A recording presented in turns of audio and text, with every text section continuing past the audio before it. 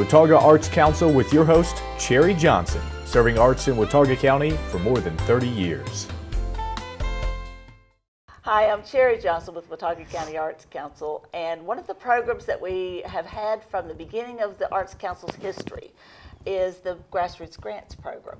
Now, Grassroots Grants are money that is given to each county in the state by the North Carolina legislature. It's specifically voted on separate from other arts funding, and it is something that we very much treasure because of all the impact it has in our community. So I want to thank our legislators for their support for this program and encourage them to keep on supporting it because it's doing a lot of great stuff.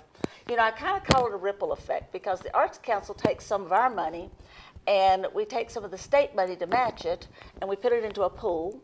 And then we invite applications from organizations around the community and they put their money in, and that just kind of explodes out into these wonderful ripples so that the people that we could impact are greatly multiplied by the impact of our partner organizations that work with us in these grants.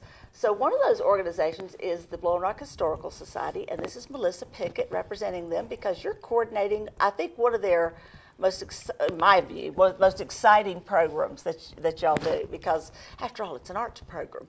Yes. Okay, now you are a volunteer with the organization. Actually, I am. Your husband's a board member. He is. Yeah. And you've been sort of roped into being in charge of a program. Talk about this program. It is the Artist in Residence program. It's an 8-week program in the summer. Right. And we take applications from local artists in the high country. And we jury them out, and we choose artists. In the past, we've done one artist per week. Right. Starting last year, we tried to bump that up and include 3D artists. That's good. So that way we could do more than 8 artists a year. And this year, we're actually up to 10 artists. That's great. So we have 2. Actually, I lied. We have 3 3D artists, but we have 2 weeks paired up. So we had 19 applicants this year, and we got 10 artists out of that. That's great. They do anything. This year we have wood carvers, we have a book artist, we have watercolors, we have oils, pastels, acrylics. We have all kinds of artists. We actually have 2 artists this year that I'm excited about that are originally from overseas. One, Tunde, is from Africa. Sigrid is originally from Germany. And I happen to know both of them. Yes, and I'm just excited because each year it seems like we just get more and more talent. That's so great. I've actually been asked, when are we going to do an all alumni season? And my answer to that is, as long as I'm getting applicants for new artists every year, we shouldn't be looking at that. You do have an opening exhibit, though, of alumni. We do have, every year, our first week is always the alumni from the previous year. Right. So that is our kickoff week. That is cool. So we always start off with a Sunday reception, which is a reception to meet all of this year's artists. Right.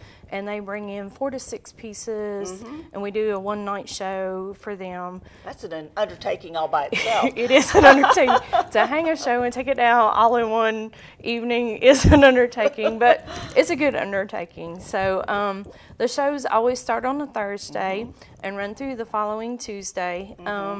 With a day out to kind of switch out. Yes, and then we always use Wednesday as a closed day to hang the next show. Right. So it's just an exciting program. Last year we put, if anybody's ever been to Edgewood Cottage, it's not a very big place. No, but it's so cool. It is. is. It's a great place. And we put 3,500 people through the cottage last year in 8 weeks. I'm glad you didn't do it all at one time. No, we are too. So it would be very tight. But yes, so we're excited. Every year we increase how many people we put through the cottage for the artist, and it's an awesome program. It's great. I always go every week just to kind of support my artists and stuff. But it's amazing to go in there and listen to people talk with the artists.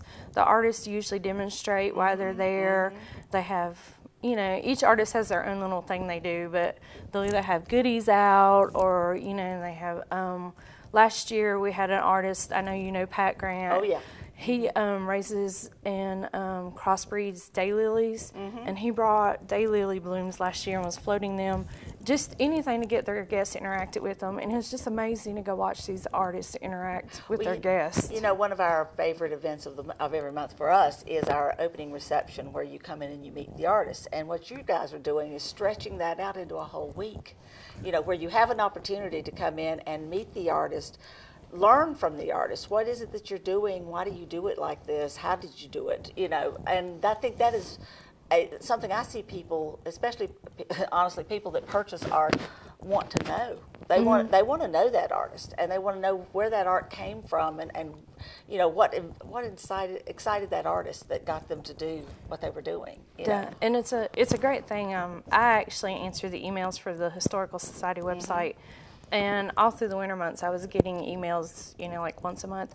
I visited this artist last month, you know, they sold this, but I can't remember their name. So even the after effects, they get them back in touch with the artist. It's a great feeling to know that we're giving them this opportunity. It is great. So, and also because it is a very desirable achievement to get to this, to be an Edgewood artist. You know, it really is. And so I think that the artists that I know that have gotten in for this year are just super excited, you know. And frankly, Pat was last year, you know. Yes. So I think that it's a mark that they can put on their resume as something that's really important. And what it says for you guys is that you're bringing in the best of the best, which is really, really cool, you know. And I don't think you'll run out of good artists. No, we've had a great time with it. And I mean, the artists are they're absolutely wonderful people. I mean, we just had our artist meeting this past Thursday, and you know, you go in and at first they're real timid about getting to know each other, and within 15 minutes they're all good friends, and they're excited, and so it's a great program. We enjoy it. Let's talk about your schedule. Who's up? Who won this year? Who won this year? The first week is July 3rd through the 8th, and that will be Pete Lupo, and he's a wood carver. July 10th through the 15th is Kyle Keeter. Right. And he does watercolors. Kyle very well. July 17th through the 22nd is Joanne Pippin, who also does watercolors. July 24th through the 29th is Eddie Kent Talent, and he does pastels, charcoals. Where's he from? Eddie is also from Boone. Okay, I haven't met Eddie. Okay. Then July 31st through August 5th is one of our joint weeks, and that is Tunde Afalayan. Tunde Afalayan famous. Thank you. He has a little of an unusual name. And Tunde does acrylics, and he is sharing his week with Sigrid Heiss, who does art books. So that's your international week. That is my international week, yes. August 7th through August 12th is Marcia Holmes, who does acrylic and oil. And then August 14th through the 19th is my second shared week, and they are actually a husband and wife team. That works. Yes, worked really good for them. And that is Amy and Don McHugh, and Amy does oils, and Don is another wood carver. Wow. So we're gonna have to talk to these wood carvers. Yes, I'm excited. We, of course, with our applications and stuff, we got pictures of everything, and it's just amazing the artwork that we're going to have this year. I'm so excited. And I do want to encourage you to keep adding a three-dimensional artist with a two-dimensional artist each month or week. I keep thinking in terms of months, because I think that's really cool. Not only for the public to be able to see a variety of things at the same time, but also because, quite honestly, if you're there during the week and it happens to be a quiet day or something like that, it could get a little bit lonely. Last year, like I said, last year was our first year that we did a duo week, and we had Kim Abernathy and Barbara Ballasty together. One was I think she did watercolors, and one was a potter. And they said it was absolutely wonderful, you know, not only for the space, because you have someone on the walls and someone all over the tables and stuff, but it was a great thing for them because, like you said, when it was slow, they had someone to talk to. Right, but exactly. One could go to lunch and someone was still exhibiting, but also when there was 10 people in the room, they could both work the with room. Yes. So it was a great thing, and we got to thinking about that's a benefit to the show. So yeah, when I first saw last year that you'd done that, I was like, really? And then I thought, wait a minute, that's a good idea. It was a really positive turn for the show. So we tried more this year. We did have actually 3 weeks paired up. The first week, Pete Lupo actually had another artist with him, which turn of events he had to decline this year. So we actually had 3 weeks paired up. So that's more and more of our goal. And also, a lot of people don't realize how much 3D art is out there. So we're trying to expose more people to that side of art. Well, you know, Blowing Rock is such an artsy community anyway. And, you know, it just has that feel. It's interesting to be working in Watauga County, how different Blowing Rock and Boone and other communities are. And Blowing Rock just has a certain kind of a feel to it, and this cottage fits it to a T. Yes. You know, it really does. And that's another thing, the artists get so excited about being at the cottage because the cottage itself lends to the art history, being the Elliot Dangerfield, and that was his, you know, getaway cottage. His getaway cottage, and he did so much painting himself there, and he taught classes there, so it self-lends to this program too. So it really does. And now, is the building used for anything else during the year? The Historical Society itself, we do have meeting. That's our meeting space. Every Saturday, it's open from 1 to 4 p.m. during the summer for the museum hours itself for people, you know, tourists and stuff to come in and tour. And that's one thing we do when we do our artist meeting. We give a history lesson to our artists, so they're informed of. Yes, we kind of learned that along as we went, that our artists were getting all these questions that they didn't know answers to. So we bring in our famous Jenny Stevens of the Historical Society. Font of information. Yes, if you want to know something historical about Blowing Rock, Miss Jenny is your information center. Yes. So she comes in, and she was gracious enough when we give them their packets. She wrote up a lot of information on the cottage that we give them to take with them. So that's great. But yes, we do the tours 1 to 4 on Saturdays. The cottage is open to the public. So now, what hours are the artists in there during the artist shows run Tuesday through Thursday, and it's excuse me, 10 a.m. to 6 p.m. except on Sundays when it's noon to 6 p.m. Tuesday through Thursday or Thursday through Tuesday? That would be Thursday through Tuesday. I'm thinking, wait a minute, they're changing it out on Wednesday. No. That's not the day you want to go. I'm sorry. It's Thursday through Tuesday, and it's noon to 6 except on Sunday when it... Okay. Let's try that again. How about Thursday through Tuesday, 10 a.m. to 6 p.m., except on Sunday when it's noon to 6. Got it. Okay, we're good now. We got that. We'll get Max to put it on the screen. Okay, the main thing is you really want to go and check it out. I really recommend that you do this.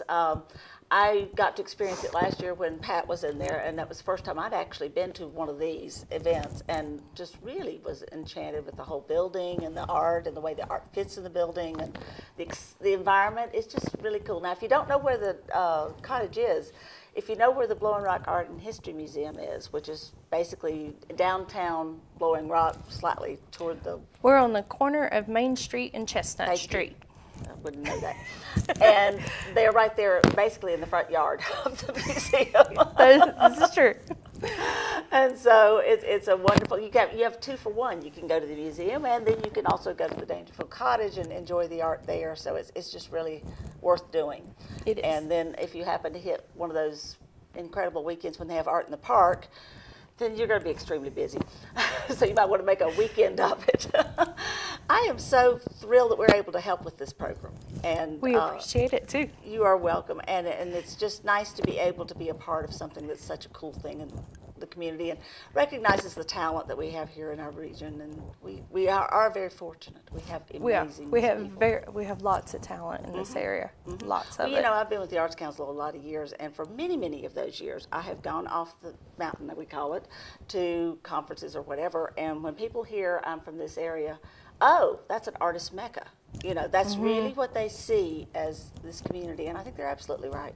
Yes, it's amazing the talent that is in just this small little communities up here. Makes yours and my jobs a lot easier, doesn't it? It does. It does make it easy. Well, please come and be a part of it. Starting, what's the first date? The first date is our Alumni Week, and it opens June 26th. That will be our alumni from last year. And then just come all through that time. Also, the parking is on the street, or you can park Or you behind the can park museum. in the parking deck behind Yeah. Brom. Right. And so parking is, it's a little bit of a challenge, but it's not that bad a challenge. And you know. there's a 2-story deck behind Brom, yeah, and generally there's not an issue if you go Right. back there. Yeah, so you just know where to go. All right, well, thank you so much, Melissa, for coming out. Thank and you for having spending me. some time with me. I hope you will be a part of this. I hope you'll be a part of all kinds of cool art experiences all through the community. The Arts Council is trying to help all of that happen, as our slogan is making the arts a presence in our community, and I'm hoping that that's exactly what's happening. Check our website, watauga-arts.org, for links to this and a whole lot more. Watauga Arts Council with your host, Cherry Johnson, serving arts in Watauga County for more than 30 years.